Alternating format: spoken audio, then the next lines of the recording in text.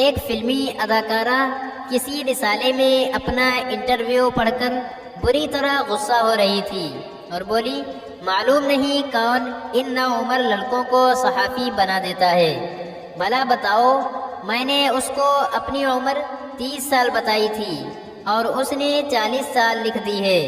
اداکارہ کا شوہر، جو کافی دیر سے اپنی بیوی کی باتیں سن رہا تھا، آخر اکتا کر بولا، بیگم، اس میں اتنے غصے والی کون سی بات ہے؟ اب بھی تو اس نے عمر 10 سال کم ہی لکھی ہے۔ ایک بادشاہ نے ایک شاعر کو خوش ہو کر ایک کمزور سا گھوڑا دیا۔ جب شاعر اسے گھر لے کر گیا تو وہ رات کو ہی مر گیا۔ دوسرے دن وہ بادشاہ کے پاس گیا تو بادشاہ نے پوچھا کہ گھوڑا کیسا ہے؟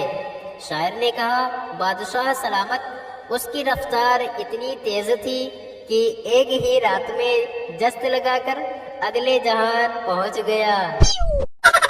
باپ نے بیٹے سے پوچھا، بیٹا تم کیوں رو رہے ہو؟ بیٹے نے کہا، ماسٹر جی نے مارا ہے۔ باپ نے پوچھا، کیوں؟ بیٹے نے کہا، انہوں نے ایک بات پوچھی تھی جس کا جواب پوری کلاس سے میں نے دیا تھا۔ باپ نے پوچھا، کون سی بات؟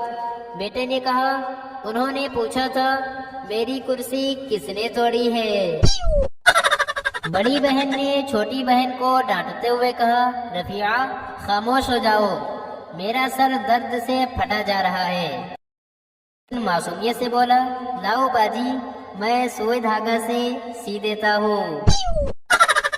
ایک ڈاکٹر نے ایک آدمی کو بل بنا کر بھیجا جس پر لکھا تھا کہ آج یہ بل 1 سال کا ہو گیا ہے مگر ادائیگی ابھی نہیں ہوئی۔ اس آدمی نے بل پر یہ عبارت لکھ کر واپس کر دیا، سالگرہ مبارک۔ دروازے پر فقیر صدا لگا رہا تھا، بھوکا ہوں، خدا کے نام پر روٹی دے دو۔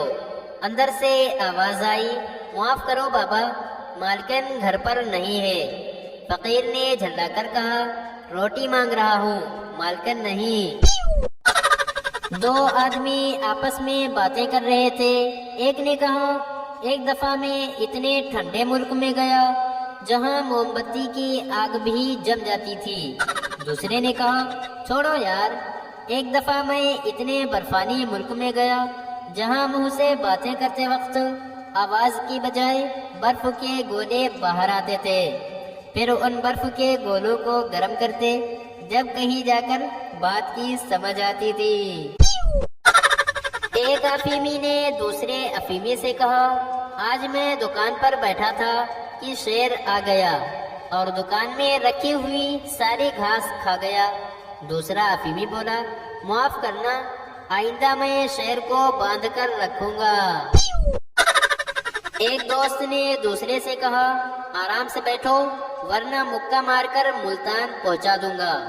دوسرا بولا، یار ذرا آہستہ سے مارنا کیونکہ میں نے ساہیوال اترنا ہے۔